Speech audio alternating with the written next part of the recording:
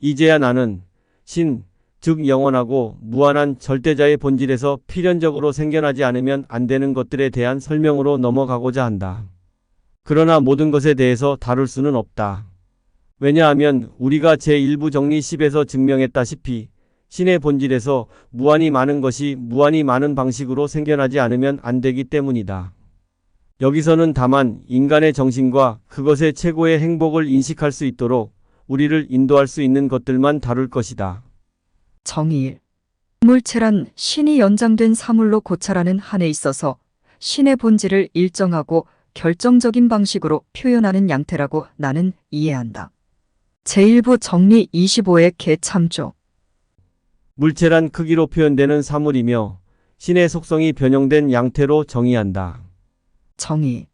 그것이 주어지면 어떤 사물이 필연적으로 정립되고 그것이 없어지면 필연적으로 없어지는 그런 것, 또는 그것이 없으면 존재할 수도 생각될 수도 없는 그런 것이 어떤 사물의 본질에 속한다고 나는 말한다. 사물의 본질을 그 사물의 존재의 원인이 되는 성질로 정의한다. 예를 들면 소금은 짠 맛을 짜지 않으면 소금이 아니고 짜면 소금이다. 그러므로 소금의 본질은 짠 맛이다. 마찬가지로 설탕의 본질은 단 맛이다. 정의 3. 관념이란 정신이 사유하는 것이므로 형성하는 정신의 개념이라고 나는 이해한다. 사물이나 상황에 대해 능동적으로 형성한 개념을 관념이라 정의한다. 해명. 나는 지각이라고 말하기보다는 오히려 개념이라고 말한다.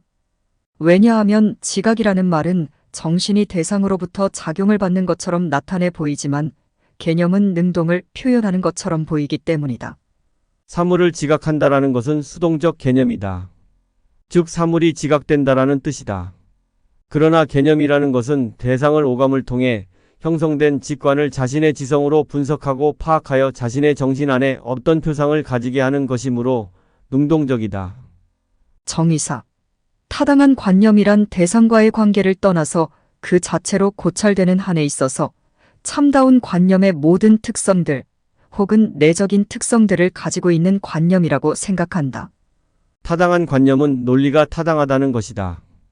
참된 관념은 진리를 일컫는다. 따라서 타당한 관념 안에 참 관념이 포함된다. 그러나 타당한 관념이라 하더라도 전제가 잘못되면 진리가 아니다. 정의요. 지속이란 존재의 무한정한 계속이다. 스피노자는 이 책에서 지속을 시간의 계속성으로 정의하였다. 정의요. 나는 실제성과 완전성을 동일한 것으로 생각한다. 실제성과 완전성이 동일하다는 것은 존재하는 것은 그 자체로 완전하다는 뜻이다. 예를 들어 쌍둥이가 태어난다든지 심지어 샴 쌍둥이가 태어나더라도 신이 실수한 것이 아니라 그 자체로 완전하다는 뜻이다. 신 또는 자연의 실수라고 보는 것은 완전성에 대한 인간의 관점이다. 즉 샴 쌍둥이가 존재하는 것은 실수가 아니라 신의 뜻이라는 것이다. 만일 의술이 발달해서 그가 두 사람의 새로운 개체로 분리될 수 있다면 그는 또한 완전한 것이며 더욱 기능이 좋아진 것이다. 만일 이전의 상태를 불완전하다고 생각하면 이는 휴대폰이 대형이었을 때는 불완전하고 소형이면 완전하다는 생각을 가지는 것과 같을 것이다. 정의 7. 개개의 사물들이란 한정된 존재를 갖는 유한한 것들이라고 나는 이해한다. 만일 다수의 괴물개체들이 모두 동시에 한 결과의 원인이 되도록 한 활동으로 협동한다면 나는 그러한 한에 있어서 그것들 모두를 하나의 개체로 간주한다. 한정된 존재라는 것은 그것을 한정시키는 존재가 있다는 것을 말하며 모든 물체는 한정하기도 하고 한정을 받기도 하는 양면성을 갖고 있다. 속말로 뛰는 놈 위에 나는 놈이 있고 그 아래에는 걷는 놈이 있다는 뜻이다. 페달과 브레이크 등 여러 개체가 하나의 목적인 달림을 위한 것이라면 그것은 자동차라는 하나의 개체로 간주한다. 한 가지 예를 더 들면 일벌은 여왕벌을 보호하기 위해 외부의 적과 싸우다 죽는다. 이 둘은 협동하는 것이다. 따라서 여왕벌과 일벌은 사실상 하나의 개체로 볼 수 있다. 공리일. 인간의 존재는 필연적 존재를 포함하지 않는다. 즉, 이 또는 저 인간이 존재하는 것도 존재하지 않는 것도 모두 다름없이 자연의 질서에서 발생할 수 있다. 이것은 정리해서 다룬 내용이다. 사물의 본질은 존재를 포함하지 않는다. 그 존재는 신의 속성에서 나타난 것이다. 여기서 신의 속성을 자연의 질서라는 말로 표현하였습니다. 공리. 인간은 사유한다. 이것은 데카르트의 말을 그대로 가져온 것이라 볼 수 있습니다. 즉, 인간은 사유 속성을 신으로부터 받은 것입니다. 공리 3. 사랑이나 욕망과 같은 사유의 양태 또는 정신의 감정이라는 이름으로 불리는 것은 모두 동일한 개체 안에 사랑하거나 욕구하고 있는 대상의 관념이 있는 경우에만 존재할 수 있다. 그러한 관념은 어떤 다른 사유의 양태 없이도 존재할 수 있다. 사랑이나 증오, 기쁨과 슬픔 등의 감정은 그것을 일으키는 대상이 반드시 존재하며 그 대상의 관념은 공리사. 우리는 어떠한 물체가 많은 방식으로 자극받아 변화되는 것을 느낀다. 우리의 감정은 우리의 신체가 외부로부터 받는 자극에 의해서 발생한다. 공리여. 물체들과 사유의 양태들 이외에는 어떠한 개개의 사물도 우리가 감각하거나 지각하지 않는다. 정리 13D의 요청을 참조하라. 연장과 사유 속성에 대해서만 인간이 파악할 수 있다. 정리 13에 나오는 요청을 여기에 게재하면 다음과 같다. 요청이란 공리는 못되지만 공리에 준하는 것으로 봐달라는 요청이다. 요청 1.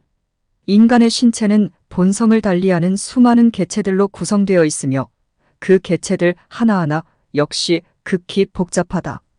인간의 신체는 기능과 성질이 다른 개체들로 구성되어 있다.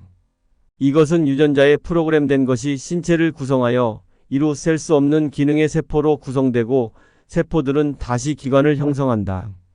엄청난 복잡성과 세포의 수로 구성되므로 이것을 모두 파악하기란 우주를 파악하는 만큼이나 복잡하고 무한한 양이므로 인간의 인체를 소우주에 비견한다. 요청 2.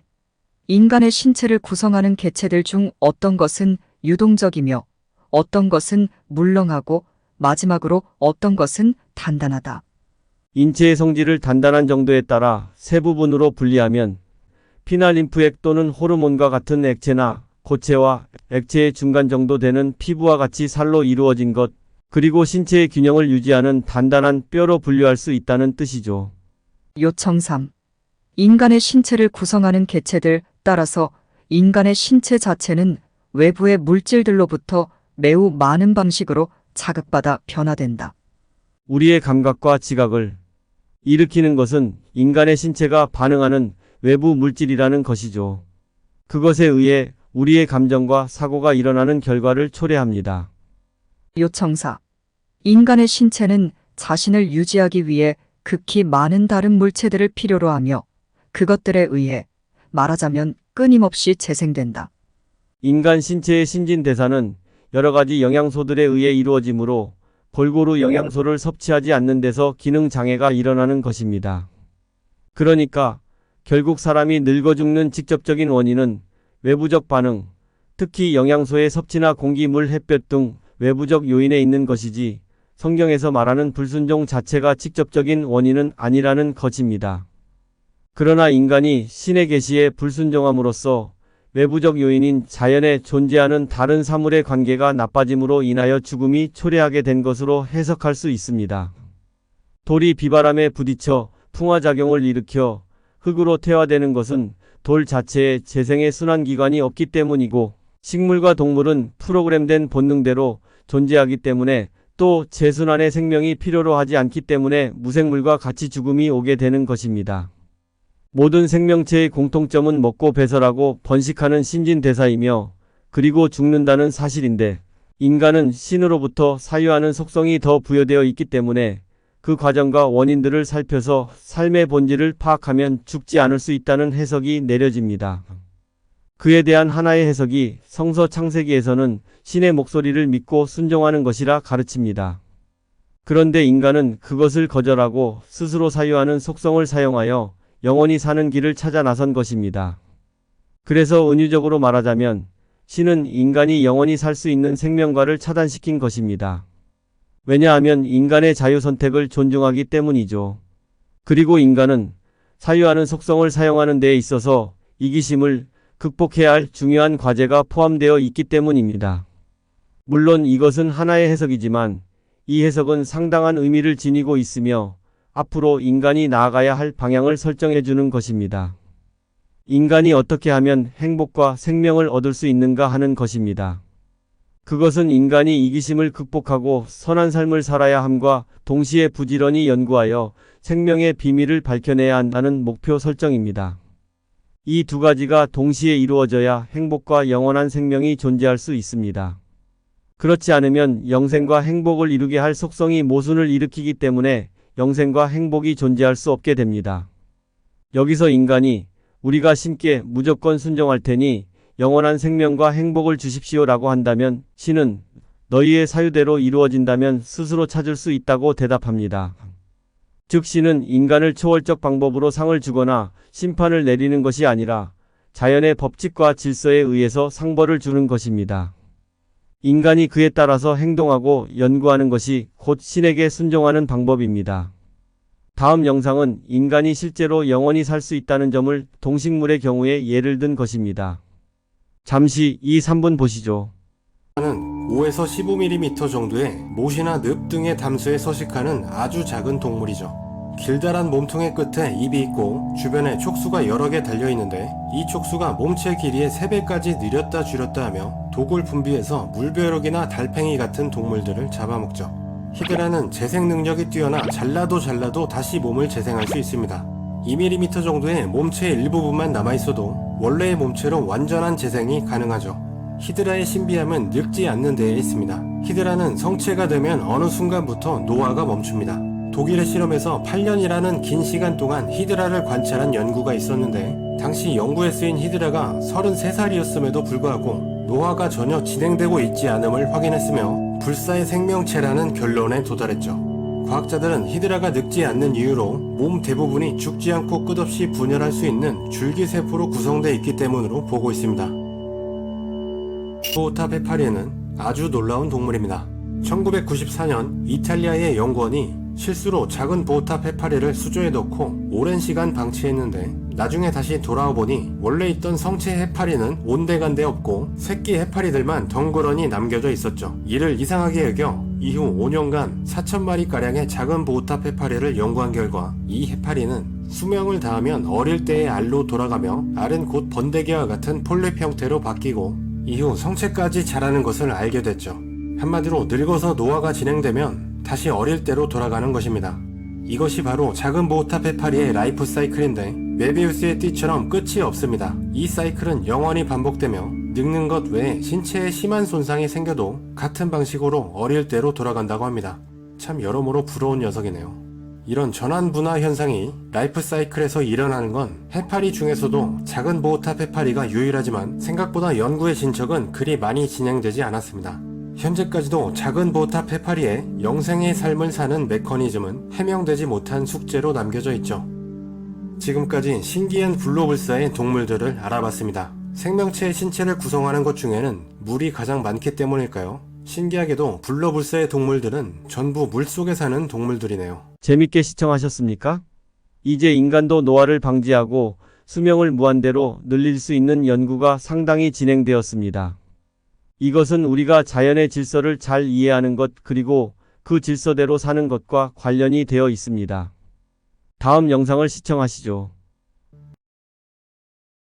복제와 영생이라니 뜬금없어 보이는 이 조합은 생각보다 밀접한 관계를 가지고 있었는데요. 특정 난자에 체세포에서 불리한 핵을 주입해 수정시키면 수정란은 시간을 가지고 분화를 하며 어엿한 생명체의 모습을 가지게 됩니다. 그리고 그것이 바로 생명체의 복제이죠. 그런데 여기서 우리가 주목할 만한 부분이 있습니다. 만약 수정에 성공한 수정란을 우리가 아픈 신체 일부분의 세포로 대체할 수는 없을까요? 수정란은 어떤 세포로도 분화가 가능한 만능 세포이기 때문에 만약 우리 신체의 일부분이 파괴되었다면 그곳을 이 수정란으로 대체할 수는 없을까요? 여기서 나온 것이 바로 그 유명한 줄기세포였습니다. 1998년 미국의 생물학자 제임스 톰슨은 인간의 배아를 배양하는 과정에서 즉 수정란이 아이가 되어가는 과정에서 줄기세포를 분리하는 데 성공했는데요. 이 기술은 앞서 말했듯 기초 연구는 물론이고 신약 개발과 검사 그리고 조직과 장기 이식 등에 활용될 잠재력이 워낙 커서 큰 기대를 모았죠. 하지만 아무리 그 능력이 뛰어나다고 한들 줄기세포를 분리하는 과정에서 인간의 배아를 파괴해야 하기 때문에, 즉 아기의 생명을 앗아가야 하기에 윤리적으로 큰 문제가 되었습니다. 차선책으로 앞선 복제양 돌리의 사례처럼 난자에 체세포에서 추출한 핵을 넣어 줄기세포를 만들려는 시도를 하기도 하였지만 왜인지 번번이 실패할 뿐이었죠. 줄기세포에서 가장 중요한 세포 분할을 일으키는 일부 물질이 핵과 함께 제거되는 것이 실패 원인으로 지목되었습니다. 그렇게 인간의 영생에 대한 욕심은 끝이 나는 줄 알았으나 2005년 미국 하버드 대학교 연구진이 배아줄기세포에 세포의 시간을 되돌리는 능력이 있다는 것을 밝혀내는데요. 쉽게 말해 배아줄기세포에는 이미 세포 분화가 완료된 세포를 다시 세포 분화 전의 상태로, 다시 말해 세포가 역할을 얻기 전으로 시간을 되돌릴 수 있는 능력이 있다는 것이었습니다. 이는 꺼져가던 영생에 대한 불씨를 다시 한번 활활 타오르게 만드는데요. 배아줄기세포를 얻는 것에 윤리적인 문제가 있다면 왜 배아줄기세포가 그런 능력을 지녔는지 알면 되는 것이 아닐까요? 다시 말해 배아줄기세포 중 어떤 유전자가 그런 놀라운 일을 일으키는지 알기만 한다면 굳이 배아줄기세포를 채취하지 않더라도 그 유전자만으로 세포의 시간을 되돌릴 수 있는 것이 아닐까요? 이 연구 결과를 계기로 많은 연구진들은 배아줄기세포에서 역분화 물질을 찾기 시작했고, 결국 2006년 일본 교토대학의 야마나카 시냐 교수와 그 연구진들이 해당 유전자를 발견하는 데 성공합니다. 그리고 그들은 이렇게 만들어진 세포를 유도만능줄기세포로 이름지었죠. 게다가 연구에서 그치지 않고 2017년 일본에서는 눈 안쪽 망막 중심부에 있는 황반부에 변성이 일어나 시력장애가 생기는 질환인 황반변성을 성공적으로 치료해내며 이 기술은 많은 주목을 받게 됩니다. 나아가 파킨슨병 환자의 뇌에 이 세포를 이식해 치료하는 데에도 성공하며 이제 우리 인류는 세포의 시간마저도 되돌릴 수 있게 되었죠. 결국 다시 말해 고작 100년이 조금 넘는 시간 만에 우리는 세포의 시간을 되돌릴 수 있는 특정 유전자를 발견하였고 실제 시간을 되돌리는 데에도 성공했습니다. 아직까지 머나먼 이야기로 들렸던 노화의 치료가 성공적으로 진행된 셈이었죠. 현재는 특정 질환을 치료하는 데에만 사용되고 있지만 만약 연구가 계속되어 세포의 생산과 활용에 능숙해진다면 우리는 노화된 세포에 이 세포를 투입해 다시 어린 시절로 돌아가는 것이 가능해지지 않을까요? 이러한 기술이 100년 동안 급진전되었다면 인간의 수명이 1000년 이상 늘어나는 기술을 개발하는 것도 언젠가 가능하다고 보아야겠지요. 요청호. 인간 신체의 유동적 부분이 다른 물렁한 부분에 자주 부딪히도록 외부의 물체에 의해 결정된다면 유동적 부분은 물렁한 부분의 표면을 변화시키고 그러한 움직임을 불러일으킨 외부의 물체의 어떤 흔적들을 물렁한 부분에 새긴다. 유동적 부분이란 영양소를 공급하는 피와 감정과 정신의 변화를 일으키는 호르몬이 주된 요소입니다. 인체에 어떤 호르몬이 흐르느냐가 신체에 상당한 변화를 일으키고 정신을 평온하게도 화나게도 할 수 있으며 기쁘게도 슬프게도 할 수 있는 것이죠. 아드레날린이 흐르면 신체에 자극을 주어 물건을 부수거나 고함을 치게 만드는 것이죠. 그러므로 인간의 모든 감정과 행동은 외부 물체와의 반응인 것입니다. 요청 6.